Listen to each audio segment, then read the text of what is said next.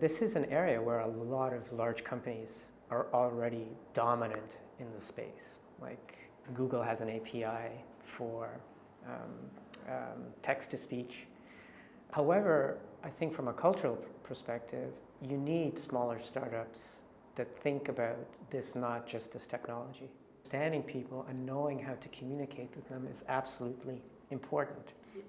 So that may not be because they have, a specific cultural mindset, but it's because they're experiencing something that shapes their mindset. Actually, we never directly discussed this before. That's why it's super interesting now to talk about you, because you're really a professional in the content side. Sometimes it's really hard, right? I mean, sometimes, you'd work for companies and for 5 years things aren't going well, 10 years things aren't going well. So you experience difficulties, I think you tend to look outside for the solution and listen less to people inside the company. I think for me, sometimes when I have a look on Germany, we're just too secure with our social system. We have just our jobs and our public holiday and all the stuff. So sometimes it's more comfortable for the people just to be in your corporate job. And if you have a nice idea and to innovate something, but then you're just having a look, okay, do I take the risk or be more on the safe side?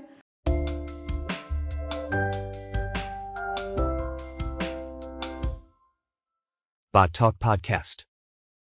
Welcome to our podcast. My name is Sophia, and today Deen is our guest.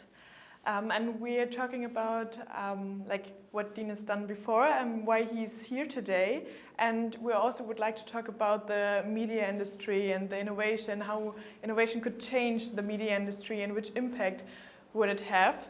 So yeah, maybe Deen, you give just a short introduction about you and why are you here today? First of all, thanks for having me. It's great to be here and to be talking to you. As you mentioned, I come from a media background. So I studied journalism, but then I also studied business mid-career. And so I've kind of seen, I finished my journalism degree in the mid-90s. So I've seen quite a bit of transition and evolution and revolution in the media space, and I think everyone's been affected. It's not a new story. And I sort of transitioned from that to use those skills to create content for brands, but with the same sort of editorial focus, because I think the landscape has changed more, a little bit away from advertising per se to sort of meaningful conversation and engagement. So those are how the skills sort of match together from where I came before to what I do now. Okay, cool. So we met Deen at our beta breakfast we joined. Maybe you can tell, why do you come to our beta breakfast? Why does it was interesting to get to know BotTalk? So which was the things where you said, okay, I want to come there and get to know the company and the people behind it? A couple of reasons. I'm new to Germany, so it's a great opportunity for me to meet other startups. I work for a startup in Germany. We're mostly a remote company, but we have people all over the country, and our head offices are in Lübeck, and I happen to be working out of Beta House. But I think the important aspect of it is, I think we have a unique opportunity to learn from each other. One of the key, I think, aspects of being a startup and embracing it is being open to ideas. And so that opportunity to hear what others are doing is really important to my work and important to learning about what we might be able to learn to bring into our business, because not everything is set. Tap the mic, sorry. Yeah.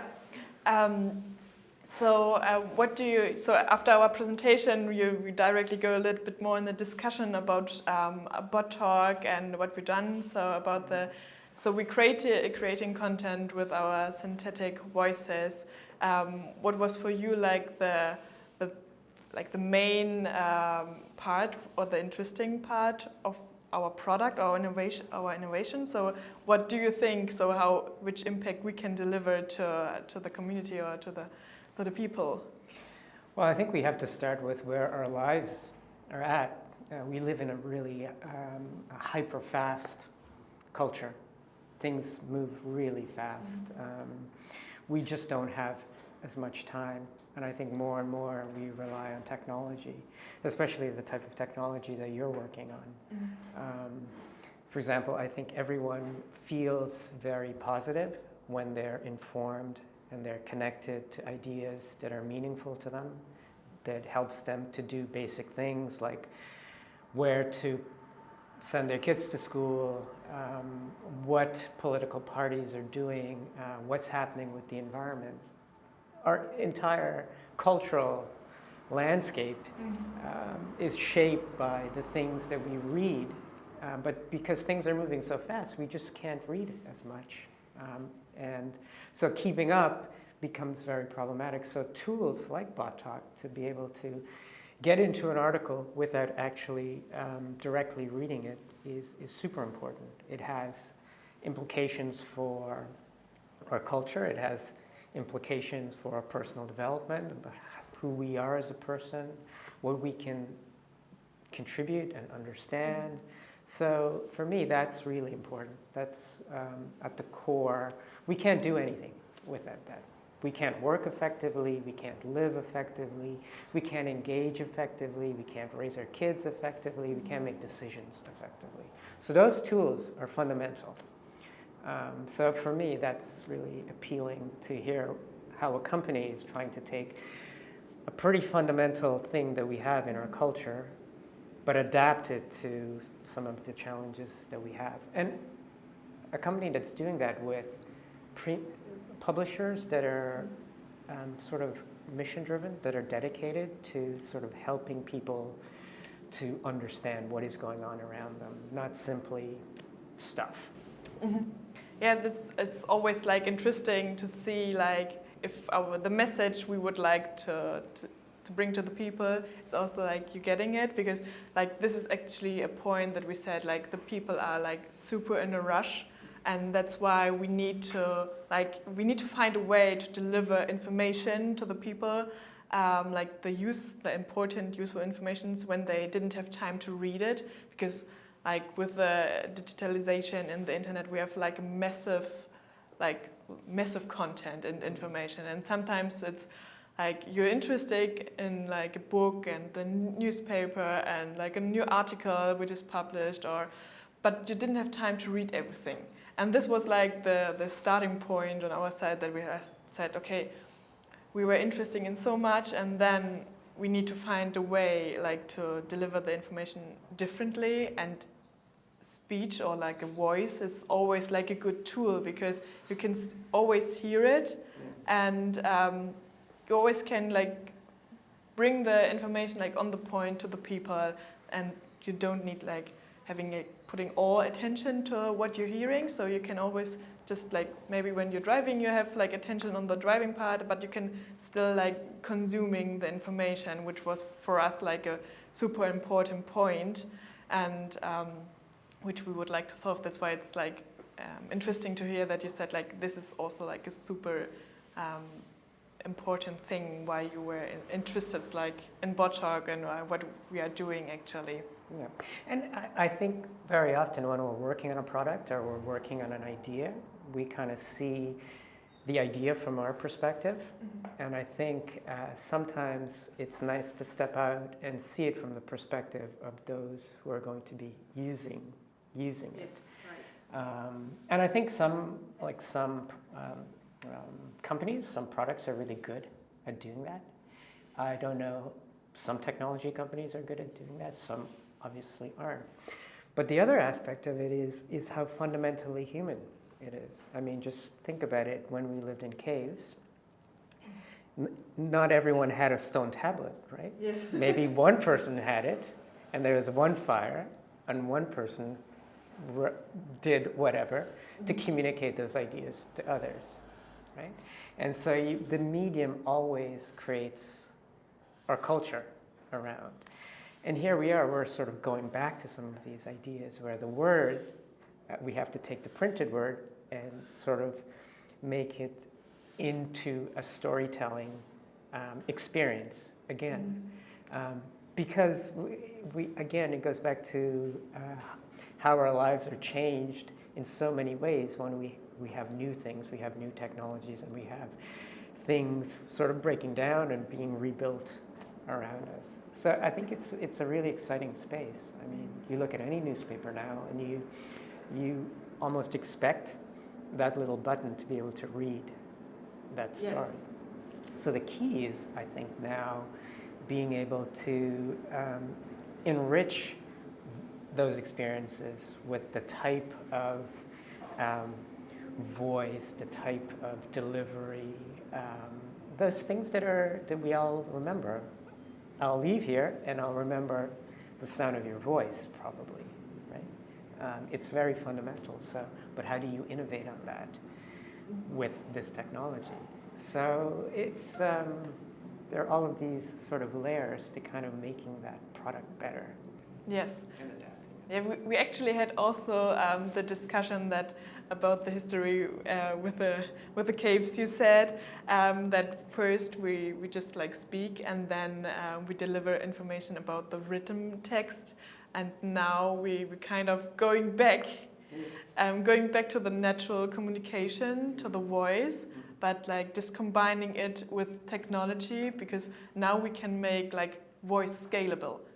Before it wasn't like possible to make like really voice scalable, and now we have this opportunity, and also that is our key point, that we would like to sound as human as possible, because then it's easier for the people to get the information. And also that you said like the voice was like stuck in your brain. This is like pretty good to know for us, because like the voice is it's an emotional, special communication thing, and then that's why it's like pretty good to hear from me that you said, okay, the voice or like the sound was like stuck in my mind, which is our goal in the future.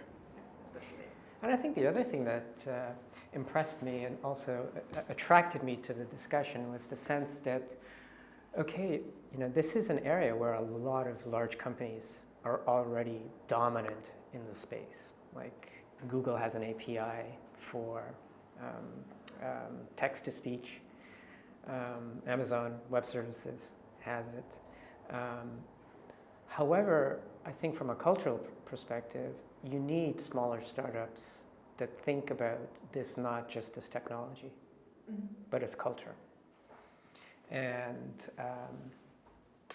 that was another reason I think it was worthwhile for us to sit down and actually talk about that aspect of it, because I mean, there are some cultural biases that you have when you're doing translation, per se, right? And it's a kind of a translation that you're doing.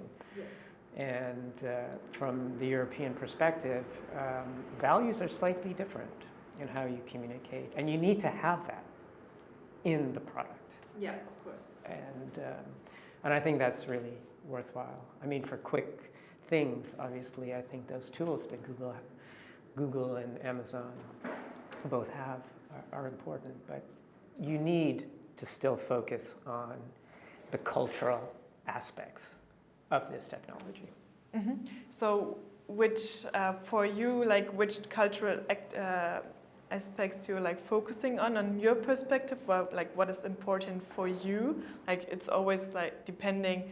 We're now like have a look on different European markets. For example, Belgium. So they're speaking like different accents, like the Flemish, and so for them it's like pretty important to have like their voice and their language, because it's a bit different to the normal Belgium.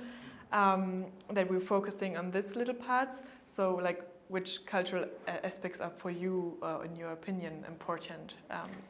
Well, I'm lucky I'm Canadian, so I think we're very, I mean, I think one value in Canadian culture is that we tend to first step back a little bit and try to understand who it is that we're dealing with, knowing that people have different perspectives and come from different places.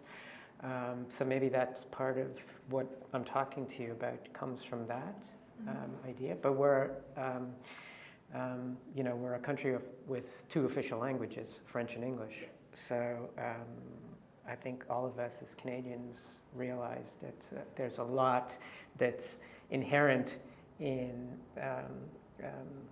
language and cultural tradition, and those things are very important to reflect in the technology that we have. So perhaps, but in terms of me and the work that I do, I work for a digital therapeutic startup. So understanding people and knowing how to communicate with them is absolutely important. So that may not be because they have, a specific cultural mindset, but it's because they're experiencing something that shapes their mindset, and being able to interact with them empathetically is really important. So I think communication always, in some ways, has to have that. In the case of this, the technology has to support it. In the case of what we do, we have to understand how people feel, how people experience life when they have an illness or a chronic disease or an ailment, because that will obviously impact how they think about things around them. So I think it's technology, or even from a product point of view, you always have to have that empathy to who you're trying to communicate with. Yes. So that's... And it's always like different in which country you're operating with your company. So we always our product. We always need to have a look on the languages and seeing what is important for the people in the country, and how can we get to know the people, and they are also open for our technology and our solution. So we always first need to get a feeling for the market before we start selling in it. So do you think that, what do you think is the connection between the media industry and the cultural part? So for me, so we always, about the newspapers, we're getting information. So it's for me, it's directly connected to the culture of the company or the country, what we are reading or hearing. So do you think the media industry has an impact about the people in the country and about their culture? Is it connected for you, or do you think more the media industry is more the speech of the people? I think it's a really important question, and so let me step back, because I'm just thinking through what you've asked. I think technology has impacted so many businesses, including media businesses, and that's the key. It's a business, so you have to be able to find models that, just if you're a public company, justify your valuation, or to be able to justify what you're doing to investors or advertisers. And so technology is becoming sort of the dominant lens through how we look at everything. And that's a strength of media, and it's also a weakness of media. So for example, you're seeing a lot of focus on the data around platforms and sort of chasing the numbers to be able to kind of say to advertisers, well, this is what we deliver. Mm-hmm. But maybe you're not measuring some of the other aspects of what you're producing or you're putting out into the world. For example, the whole dilemma with Facebook, I think, is an example of this. It's sort of like you have a cultural impact with media technology. Yes. So I don't know where the balance is. We're still figuring that out.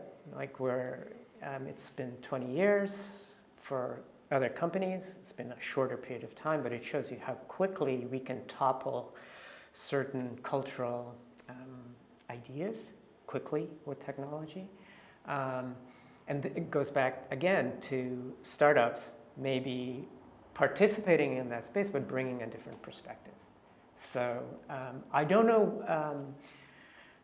My hope is that it becomes a relevant discussion, and it's becoming more and more of a discussion, but we're still technology driven, and I think we have to find the balance between the values those technologies are supporting. So BotTalk is small, it's establishing itself, it's creating an identity for its product, it's creating an identity for the company, and I'm sure it's creating an identity for what it wants to be in the media ecosystem. Yeah. So I'm sure in a year, your thinking around that will be richer and more persuasive. But again, that's a balance between the business and the technology and what you want to do as a company. Yes, right. Which impact we would like to have on the business side, on the people. So I think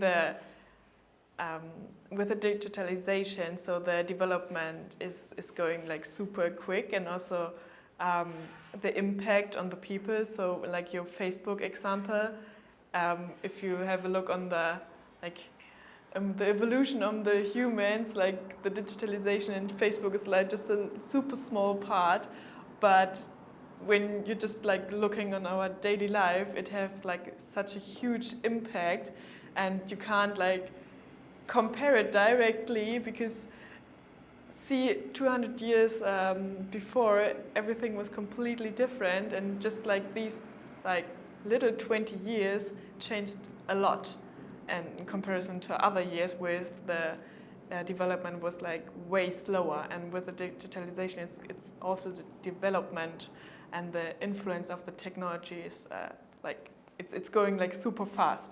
And sometimes it's also for me as like a younger generation, and when I have a look on my cousins, they're 10 years younger, and then sometimes I'm like, okay, I can go follow you, because you're like way more native with the technology, and because everything is so super fast that it's hard for me also when I'm younger to follow the development. So that's why I think it's always like super important when you're like having like a technology startup and a digital products, that you always like putting an eye on which impact do you want to deliver to the people.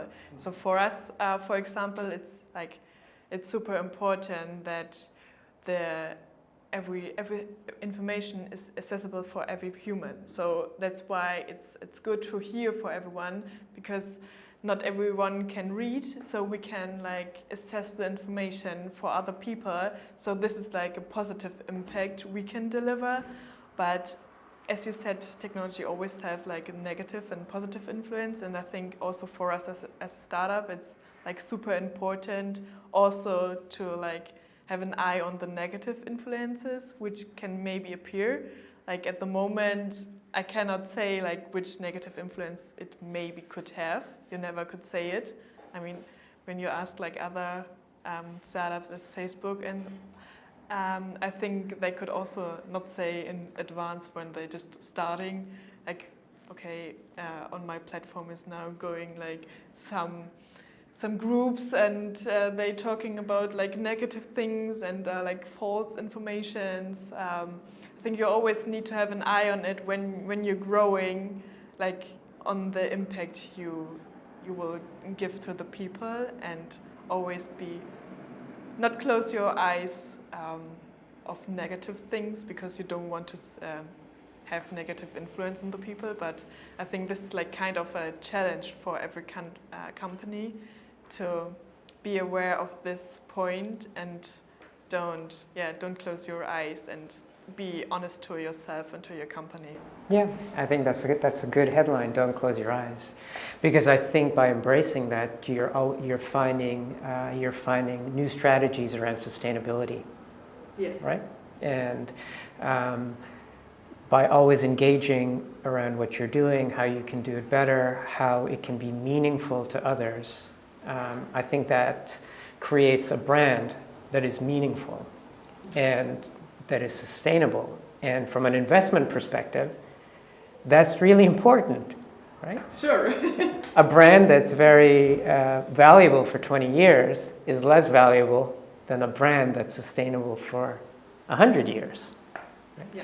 So that thinking is also strategic, and it makes a difference. So it doesn't have to be a negative to ask the questions and engage with those bigger topics. And and if I looked at BotTalk, you're already doing some of that. You're saying, we want to work with credible publishers who want to be influential in the space that they are operating in, that have premium customers, that some of those customers, for example, are getting older and they're transitioning from reading to listening. So you're helping to support their business model. And you're helping to support areas that they have to adopt technology to remain strong in. So again, that's a choice. Yes. Right? And I think it's a good choice. Yeah, it's right. So it's also like a strategic thing, because like we are not planning to be like 10 years on the market and then it's gone. So it's also building a stable base to be like, to have the chance to deliver a positive influence the next 100 years maybe. You never know like how long it's gonna take. It's always like a life cycle also for companies. And it depends on your how you like leading the company and your strategic, how long your life cycle is actually. And if you deliver like a real value to the people, then I think you can expand your life cycle and always like, yeah, be up for some different topics, not just like say, okay, I have a business to make money. I mean, this is like too short to think. Then yeah, I think premium brands embody important values. It's just that simple. Yeah. And if you don't start out from that perspective, or you don't weave it in and make it stronger, then you're at a disadvantage. Because brands that are driven by very strong values get people who want to contribute to those values. And for anyone, what is more fulfilling in life? Working for someone who is not doing something so important compared to someone who's doing something really important that you want to be associated with, because it's an extension of really important aspects of your social life, or your just your bigger mentality around things. So it's a win at so many levels, even though, for a lot of companies say, well, we can't compete that way. Mm-hmm. Well, maybe you can, or maybe you can give it a try. Yeah, that's right. That's also like, actually we never like directly discussed this before. That's why it's like super interesting now to talk about you, because like you're like really a professional in the content side. And then before the life cycle, I'm not thinking about that. Yeah, of course we would like to deliver like a huge impact to the people and would also like to make a change. But I've never think about it that it's also like the strategic thing. You're just coming up with this, and then it's definitely making sense for me. Then we can just like, yeah, be longer, like expand our life cycle and expand also like the chance that we can deliver like a value in the future. and also for the employees and all the stuff. It's more valuable for being part of the company and of the journey. So it's like going hand in hand, all the aspects, which is like for me like super interesting. So we're not just having the content on our audio files we're producing like with our voice. We have also like the content part, like what we are communicating with our company. So, and also the communication internal with our employees. That is, everything is like connected, which is like for me it's like super interesting, and also helping us and our company just to understand better like which impact we can deliver and which thoughts we maybe need to have also on our strategic way in the future. Yeah, absolutely. And yeah, I mean, I think the space you're in is a space that is important today, and it'll be important tomorrow. And there will be more technology needs around that space in the future. So having sort of a deep perspective on it allows you to see things maybe, or see opportunities to do things in different ways that maybe others who are sort of just chasing immediate returns may not. Because then you can actually develop technology, you can develop ways of using that technology, see opportunities to use it in places that maybe, you haven't. Yes. So you said before that you worked like in different countries, so you're Canadian and worked with other companies. So do you have any like advice for us? So we make sure that we can deliver this value in the future. So maybe just have an eye on a specific topic or something. So just something we can avoid maybe, because at the moment we're just a small startup. Like now it's like super easy to, when we're making faults, it's easy to correct because we're just small and then it's going fast. But when we're growing and getting bigger, then it's not that easy to correct like maybe faults we made. So do you have maybe just some recommendation, advice? Yeah, I wish I had advice. I haven't always worked at sort of the highest level within companies, but I've definitely worked at a level where it's been very collaborative and people have had to do or accomplish sort of important things for the company. And I guess it's more a reflection on sort of my work and sort of how you reflect on experiences you have and how you try to enrich those experiences by talking to people and reading. And all of the things that happen to you throughout a career, it's not to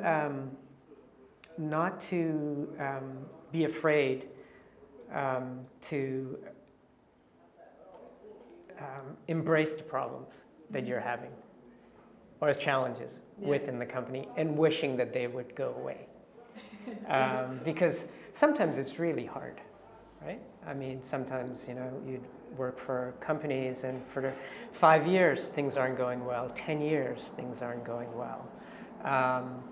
And as you experience difficulties, I think you tend to look outside for the solutions and listen less to people inside the company. So I would always say it's try to keep an open perspective to actually the people that are immediately around you, because they're the likeliest to stay with you through solving that problem. Outsiders can come in and they can sort of talk and give you advice, but the real coming together of people who are immediately touched by those challenges, I think that's where you get the best sort of value. So not to lose the sort of the solidarity that you have as a company. And I think that as you do that, others are attracted to stay and to contribute and to push things forward.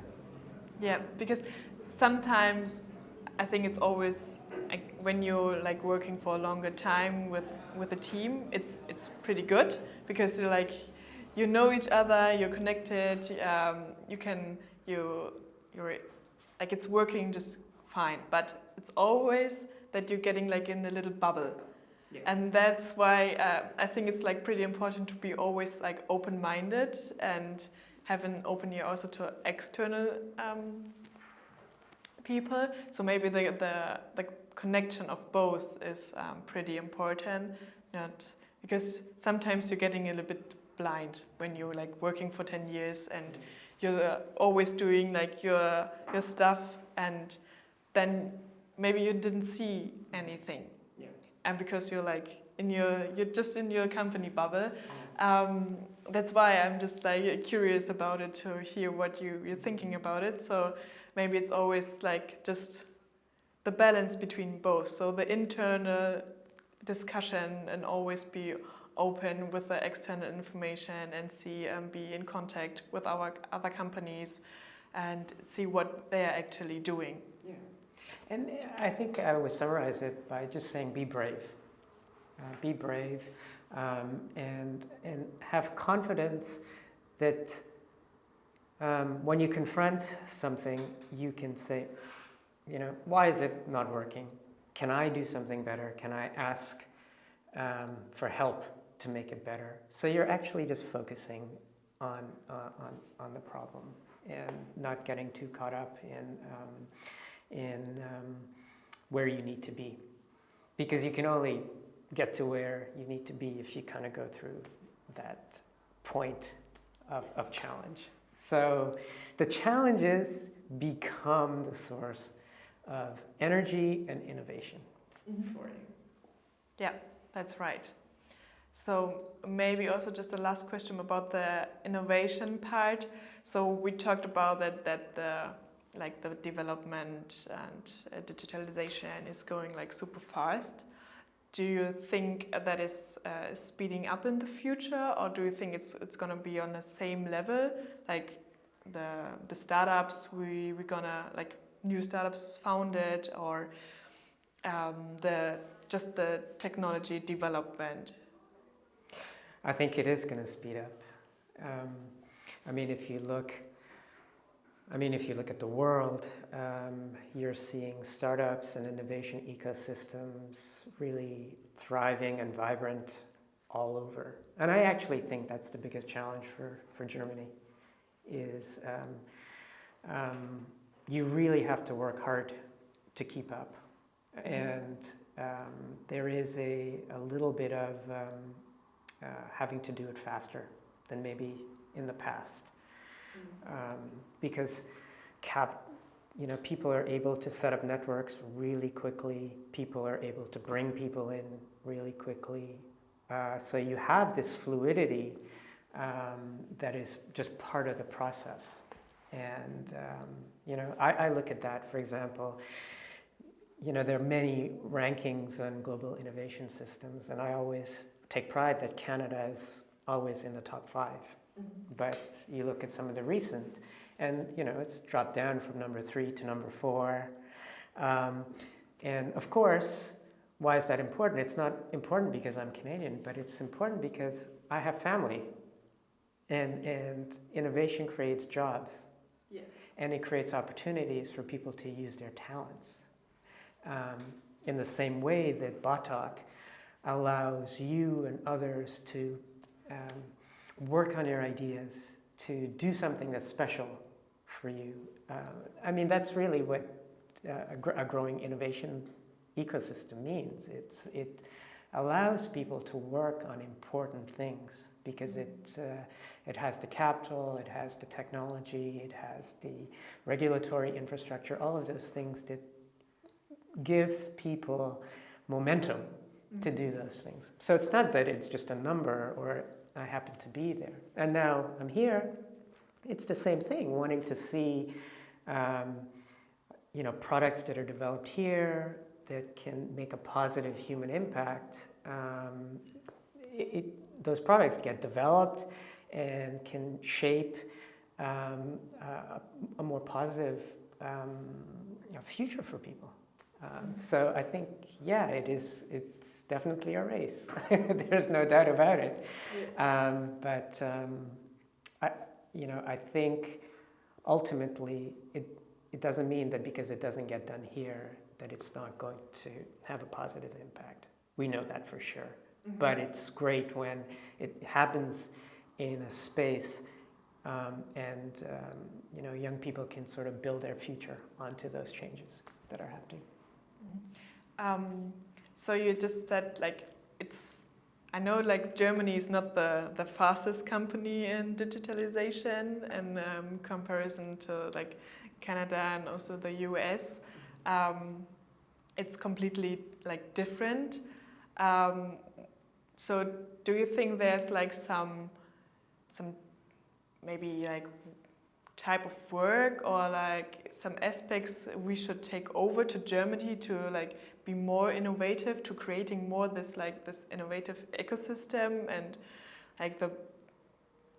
the possibility for young people to build companies and other stuff? So it's completely different in the US and Canada how you how the ecosystem there is working. So what do you think? It's better over there in the US and Canada, or it's better in Germany, or is it more both of them? The combination would be perfect. So I think when you're on the other side, you sort of look to Germany and you kind of know that there is a level of talent and expertise and knowledge that is really hard to compete with. And I think in a North American context, that tends to get a little bit minimized because it's a more fluid society. So people can sort of come into the ecosystem and bring their talents. So that's how, from a North American perspective, you can sort of compete with Europe and Germany in particular. Also, I think in North America there have been a lot of successful startups, and the founders of those startups have sort of changed the culture. They've sort of opened the mindset. Mm-hmm. In Germany, I don't think there are still enough charismatic startup founders. Mm-hmm. I think it's getting better, but I think they are actually going to sort of change the culture around innovation, because I think they'll open people's minds to new ways of working, communicating, being, and I kind of feel that's happening within our company. Mm-hmm. We have, 3 co-founders. 2 of them are physicians, so they could have a great life without ever having to step out into the startup world. Our CEO just turned 40 this year, and the company was founded 5 years ago. So he would have left after studying business when he was 35 to sort of take a huge risk. Mm-hmm. At that point, you could have gone to a corporate job and done really well. Be safe. Have a great expense account, travel, and sort of do the corporate thing. So it's changing. Here you have 3 examples, and your CEO as well. I mean, you look at him and he's very good at sort of saying, okay, we've done this, but maybe we can do a certain number of things better. Yeah. And he's always willing to engage in conversations like, how do you think it could be better? Yes. Right? And that's something I learned at the breakfast, right? Because we were talking about, does the brand seems not to exactly represent what you just explained to me. Like there seems to be an imbalance. He goes, oh, that's interesting. We should look at that. Yes. So I think it's already happening, but the fundamentals are very strong in Germany. I think it's how political leaders, old school, vested, successful business leaders, how they sort of step in and kind of say, we have to push it forward. Yes. But it's already happening, I think. okay, so it's like more about the people in the country. Yeah. So they need to be like brave and just do it because we have the knowledge. I think for me, sometimes when I have a look on Germany, we're just like too secure with our like social system. We have just our jobs and our like public holiday and all the stuff. So sometimes it's more like comfortable for the people just to be in your corporate job. And if you have like a nice idea and to innovate something, but then you're just having a look, okay, do I take the risk or be more on the safe side? And sometimes it's more in Germany, like they're staying more on the safe side because they don't need to risk something. And when I was in America, I had just like some interesting conversation that so this like the system we have in Germany doesn't exist over there. And there they said, yeah, we're always just taking the risk because we don't have to lose anything. That's why it's for us it's normal, just going the risk. And if it's like it's not going well, then it's like shit happens, something like this. But we always be like brave and try to create a better life for us and our family. So maybe there's like, it's also depends on the system and the political structure maybe on the countries, because sometimes I have the feelings that that's why the people in America are more like brave, pushing innovations further than in Germany. And I mean, I think it's a natural sort of inertia that happens as well. You know, you build a very successful economy, a very successful society. You have to figure out what the rate of change is going to be to make sure you don't damage everything that you've built. Right? It's again, from just looking at it in a very reasonable way, there are reasons for it. I think the thing that you have to, as you said, you have to be brave and say, okay, so we know we have these things work really well. What can we change without sort of jeopardizing the values that we believe in sort of working to protect? I think that's reasonable. And then you find the right pace that works for the system you have. It's not worthwhile to damage really beautiful things that you've already built. I think you have to figure out, what do we have to build to maintain what we have? Yes. Right? Because if you just look at what you have, it's going to erode over time. And again, but that's again should be a strength, because Germany very much knows how to plan long term, how to sort of organize things to kind of achieve important outcomes. I mean, it's obviously more complicated because it's not only Germany, it's the European Union, and there are a whole bunch of things that have to kind of be changed for the ecosystem to evolve, but it needs to be prioritized. Yes. And I would say prioritized to the level that the environment is prioritized. It's kind of like, how do we become more economically dynamic? Right? Yes. It almost should be like a political ballot question. How do we become more politically dynamic? Sir, what is your answer? Not good enough. Out of here. That's the question we're gonna ask in the future. That's right. To see. Okay. Cool. Thank you very much, Dan, for the good talk today. I think we got a lot of good insights of your what you've done before, and also for us and the company BotTalk was pretty interesting. Thanks a lot. And I hope you also enjoyed it to be part of our podcast. Absolutely. Thanks for having me. And best of luck with the company. Thanks a lot.